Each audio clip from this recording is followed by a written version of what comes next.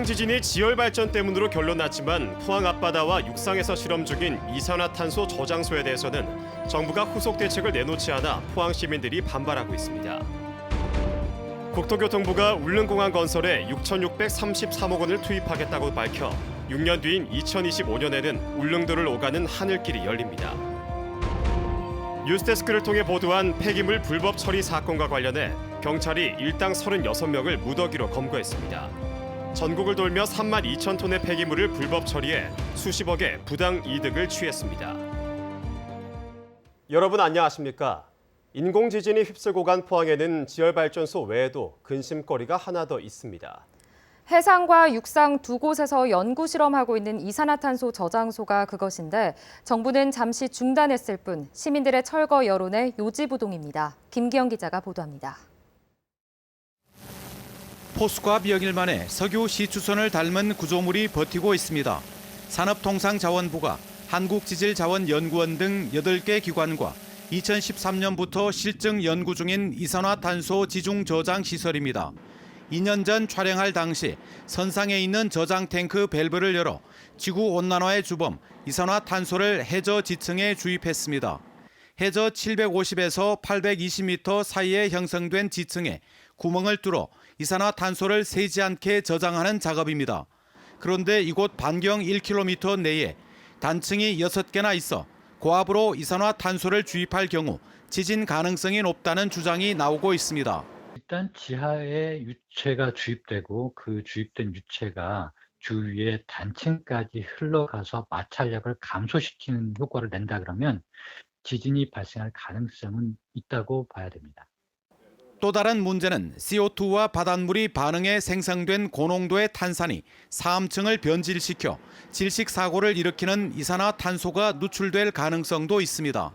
탄산인데 pH가 한 3에서 4 사이까지 내려가요. 예. 그런 강한 산이 빠져나오게 되면 바다가 황폐되죠.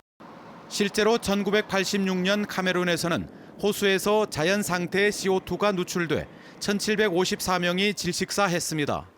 2016년 말 이곳에 이산화탄소 100톤을 시험 주입한 후 지금까지 얼마나 더 주입했는지 앞으로 폐쇄 계획은 있는지 산업부는 묵묵부답입니다. 심지어 포항시장이 정부 당국자에게 수차례 폐쇄를 요구했지만 정부는 모르쇠로 일관하고 있습니다. 이 사업할 때도 역시 시민들에 대한 공청회나 이런 데 하나도 하지 않았기 때문에 지열발전소와 똑같은 문제를 불러일으킬 가능성이 많기 때문에 이것을 원상회고하고 제대로 해라고 하는데 해상과 함께 육상인 포항시 장기면 학계리에서는 과기부 주관으로 10,000톤의 이산화탄소를 저장하는 실증 연구가 수행됐습니다. 굴착은 지열발전 사업을 맡았던 넥스지오가 했습니다.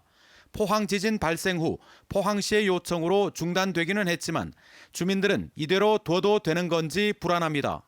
몇 킬로를 떨리 뭐 어떤 계산인데 굉장히 불안스럽죠. 그러니까 이 주민들은 처음에는 모르고 했는데 지금은 전부 다 반대를 하고 있죠. 이거 누가 좋아하겠습니까? 포항 시민들은 지진으로 천문학적인 재산 피해와 정신적 고통을 겪고 있습니다. 그런데도 정부는 지금껏 축적된 기술을 사장시키기가 아깝다는 등 아직도 미련을 버리지 못하고 있는 일부 찬성 전문가들을 앞세우고 있습니다. MBC 뉴스 김기영입니다. 6년 뒤인 2025년에는 비행기를 타고 울릉도에 갈 수 있을 것으로 기대됩니다. 국토교통부가 울릉공항 건설 사업비 6,633억 원을 확보하고 사업 발주에 들어간다고 발표했습니다. 이규설 기자입니다. 울릉도 사동항 근처에 들어서게 되는 울릉공항 조감도입니다. 길이 1,200m짜리 활주로와 여객 터미널 등을 갖추게 됩니다. 개항 예상 시기는 2025년 5월. 활주로가 짧은 관계로 50인승 이하 항공기만 취항이 가능해 연간 90만 명 정도가 이용할 것으로 예상됩니다. 울릉공항이 문을 열면 서울 울릉 간 소요 시간이 기존 7시간에서 1시간으로 단축되고 울릉 주민들의 생활 환경도 크게 개선됩니다. 앞으로 주민들의 정주 여건은 물론 관광산업 등 모든 곳에서 획기적인 변화가 있을 것입니다. 전국이 일일 생활권 안으로 들어옴에 따라 생활에 큰 변화가 예상되고 특히 응급환자 발생 시 저 시간에 진료받을 수 있을 것 같아 그 부분이 가장 기대가 됩니다. 울릉공항 건설 확정까지는 우여곡절이 많았습니다. 당초 국토부는 울릉공항 완공 시점을 2023년, 사업비는 5,755억 원으로 책정했지만 매립용 암석 부족과 해상 매립 구간 증가 탓에 사업비는 878억 원 증가했고 완공 시점도 2년가량 늦춰지게 됐습니다. 또 다른 걸림돌이었던 포항 울릉 간 비행기 항로 신설 문제도 최근 국방부와 협의를 통해 해결됐습니다. 5월 3일에 조달청에 사업 발주를 요청하여 사업자를 선정하고 그 이후에 용지 보상, 각종 인허가 등을 거쳐 내년 4월에 착공, 2025년에 개항할 수 있도록 최선을 다하겠습니다.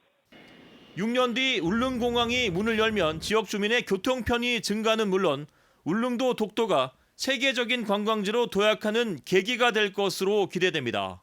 MBC 뉴스 이규설입니다. 문화체육관광부와 한국문화관광연구원은 오는 20일까지 경주시 성동 황호동 도시재생 뉴딜 사업을 위한 문화 영향평가를 실시합니다. 평가 내용은 뉴딜 사업의 문화적 접근성과 참여 기회, 문화유산 활용성과 문화적 다양성 등입니다. 성동과 황호동의 도시재생 뉴딜 사업은 경주역 동편 주거지 18만여 제곱미터에 국비 등 167억 원이 투입돼 오는 2020년부터 4년간 추진됩니다. 경주시는 산업통상자원부가 공모한 차량용 첨단 소재 성형 가공 기술 고도화 센터 건립 사업에 최종 선정됐다고 밝혔습니다. 이에 따라 경주시는 오는 2022년까지 국비 등 300억 원을 투입해 전문 장비 13종과 인력을 확보해 기업 지원과 전문 기업 육성 등에 나설 계획입니다. 경주에는 경북적 자동차 부품 기업의 50% 이상이 집중돼 있지만 자동차 부품업체 고도화나 기술 지원을 맡을 연구기관이 없었습니다. 신라 왕릉 가운데 주인이 뚜렷한 것은 태종 무열왕과 문무왕 등 3개 정도뿐이고 나머지 왕릉의 주인은 정확하지 않아 학교에서도 자주 논란이 되고 있습니다. 경주 월성 남쪽에 있는 한 고분이 신라 28대 진덕 여왕릉이란 견해가 나와 관심을 모으고 있습니다. 김철승 기자입니다. 경주 서쪽에 위치한 사적 24호인 신라 제28대 진덕 여왕릉. 그런데 이 능의 주인이 진덕 여왕인가에 대해서 학계에서는 아니라는 의견이 다수입니다. 삼국사기에 사량부의 장사를 지냈다고 기술되어 있는데 우선 이 사량부가 경주 남천 남쪽인 점에 비춰 위치가 맞지 않습니다. 무덤 양식에서도 잘 다듬어진 넓은 둘레석은 한참 후인 33대인 성덕왕 때부터 나타난다는 것입니다. 봉부 외쪽에 그 호석인데 그 호석의 형태는 신라 왕릉 중에서 가장 늦은데 태화기 형식이기 때문에 그렇습니다. 그렇다면 진덕 여왕릉은 어디일까? 월성 남쪽 500m 도당산 자락에 있는 한 고분이 진덕 여왕릉이라는 견해가 한 학술지에 실렸습니다. 도굴 등으로 유실되긴 했지만 측정 결과 지름이 16에서 19m, 봉분 높이가 6m쯤 돼 인근 왕릉과 비슷하다는 것입니다. 또 진덕 여왕릉 봉분이 완전히 사라지지 않았다면 경주 남쪽에 이만한 크기의 무덤이 없다는 점도 주장의 근거가 되고 있습니다. 이 고분은 월성으로부터 불과 500m 거리에 있고 매우 드물게 북향하면서까지 월성을 바라보고 있는 점 등이 이에 대해 학계에서는 가능성은 있지만 충분한 근거는 되지 못한다는 입장입니다. 진덕 여왕릉으로 보려면 앞선 선덕 여왕과 진평왕 그리고 후대인 태종 무열왕과 크기가 비슷해야 하는데 우선 크기가 작을 뿐 아니라 이 왕릉들에서 보이는 깬돌 호석도 육안으로는 보이지 않는다는 것입니다. 관리되지 않고 방치되다시피 한 이 고분이 왕릉급인가 여부는 정확한 발굴 조사 이후 뚜렷해질 것입니다. MBC 뉴스 김철승입니다. 영덕군 의회는 오늘 임시회를 열고 오는 16일까지 의정 활동을 벌입니다. 영덕군 의회는 이번 회기 동안 올해 당초 예산보다 514억 원이 늘어난 4,614억 원 규모의 제1회 추경 예산안을 심사할 예정입니다. 또 지역 개발 사업장을 점검하고 회기 마지막 날인 16일에는 군정 질문도 펼칠 예정입니다. 대구지방법원 포항지원 형사 1부는 지방선거를 앞두고 교회에 헌금한 혐의로 기소된 남진복 경북도 의원에게 벌금 80만 원을 선고했습니다. 재판부는 선거를 앞두고 교회에 기부하고 선거구민 집을 개별 방문한 것은 선거 공정성을 훼손한 것이라며 다만 이를 인정하고 동종 전과가 없는 점 등을 고려했다고 양형 이유를 밝혔습니다. 남 도의원은 천주교 신자임에도 지난해 4월 울릉 지역 한 개신교 교회에 5만 원을 헌금하는 등 울릉 지역 개신교회 6곳에 33만 원을 기부한 혐의로 기소됐습니다. 한편 남 도의원은 벌금 80만 원을 선고받아 의원직을 유지할 수 있게 됐습니다. 얼마 전 포항에서 누군가 창고를 빌린 뒤 폐기물을 불법 투기해 쓰레기산을 만들고 잠적한 사건 보도해드린 적이 있는데요. 관련 일당 36명이 무더기로 붙잡혔습니다. 박상원 기자가 보도합니다. 포항의 한 대형 창고가 10m 높이의 폐기물로 가득합니다.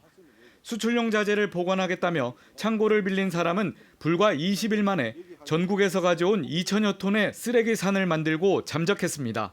아예 열 수도 없고 아예 그렇게 돼 있어서 뒤쪽으로 제가 위에 올라가서 차가워 보니까 위에서 보니까 뭐 폐기물이 있더라고. 그래서 제가 112 바로 신고를 하고. 이 같은 수법으로 지난해부터 포항과 영천 등 전국 7개 지역 임야나 공장, 창고 등의 폐기물을 불법 투기해온 일당 36명이 검거됐습니다. 경찰 조사 결과 이들은 시세의 절반인 톤당 15만 원의 폐기물을 처리해준다는 인터넷 광고를 내고 3만 2천 톤을 불법 처리해 48억 원을 챙겼습니다. 쓰레기를 치우는 일이 돈이 되다 보니 조포까지 개입했습니다. 저희가 수사한 결과 그 대구 지역 관리조폭 한 명이 범행에 가담한 사실을 확인하였습니다. 경찰은 폐기물 무단 방치와 투기 등 불법 행위에 대해 환경부, 지자체 등과 협조해 앞으로도 강력하게 단속할 방침입니다. MBC 뉴스 박상환입니다. 그동안 지역 어민과 수중 레저객 사이에 끊임없는 분쟁을 빚어왔던 어린 문어 남획 문제가 내년부터는 해소될 것으로 전망됩니다. 최근 입법 예고한 수산자원관리법 시행령 개정안에 따르면 내년부터는 어자원을 보호하기 위해 300g 이하의 참문어를 잡을 수 없도록 규정하고 이를 어길 경우 처벌할 수 있도록 했습니다. 이에 따라 포항 호미곶 앞바다 등에서 논란이 되어온 수중 레저객의 어린 문어 포획도 앞으로 처벌 대상이 돼 이를 둘러싼 마찰과 논란도 사라질 것으로 기대됩니다. 최근 6년 사이에 경북 지역의 분만 건수가 3분의 1이나 감소한 것으로 나타났습니다. 바른미래당 최도자 의원이 공개한 자료를 보면 지난 2013년 17,000여 건이던 경북의 분만 건수는 지난해 1,900여 건으로 35.8%나 줄었습니다. 경북의 경우 2018년 지역 출생아 숫자에 비해 분만 건수가 5,000건 이상 적은 것으로 조사돼 분만 인프라 부족 탓에 경북 지역 산모에 대구 등 타 지역 출산이 증가하고 있는 것으로 나타났습니다. 경북 동해안은 오늘 맑고 따뜻한 날씨가 이어지면서 무르익은 봄을 느낄 수 있었습니다. 내일도 맑은 하늘이 이어지는 가운데 낮 기온이 최고 26도까지 올라 따뜻하겠습니다. 안수진 기상캐스터입니다. 날이 참 좋다. 바로 오늘 같은 날이죠. 봄 기운을 온전히 느낄 수 있는 하루였습니다. 당분간은 고기압의 영향으로 맑고 따스한 날씨가 지속되겠습니다. 내일도 하늘 표정 맑은 가운데 미세먼지 농도 보통 수준으로 공기의 질이 무난하겠습니다. 내일 아침 출근길은 다소 쌀쌀하겠지만 낮 동안에는 울진을 제외한 지역들이 20도를 훌쩍 넘으면서 따스하겠습니다. 다만 낮과 밤의 일교차가 크게 벌어지기 때문에 얇은 외투로 체온 조절해 주시기 바랍니다. 이 맑은 날이 지속되면서 대기는 차차 건조해지고 있습니다. 불씨 관리에 각별한 주의가 필요하겠습니다. 자세한 내일 날씨 알아보겠습니다. 내일 맑겠습니다. 아침 기온 8도에서 13도, 낮 기온은 18도에서 26도입니다. 울릉도와 독도에도 맑은 하늘이 이어지겠습니다. 아침 기온 울릉도 12도, 독도 13도, 낮 기온은 울릉도 19도, 독도 15도입니다. 동해상으로도 구름 한 점 없는 가운데 바다의 물결 동해 중부 해상에서 최고 2m, 동해 남부 해상에서 최고 1.5m까지 일겠습니다. 당분간은 맑고 따스한 날씨가 지속되겠고요. 월요일은 다소 쌀쌀한 날씨가 예상됩니다. 날씨였습니다.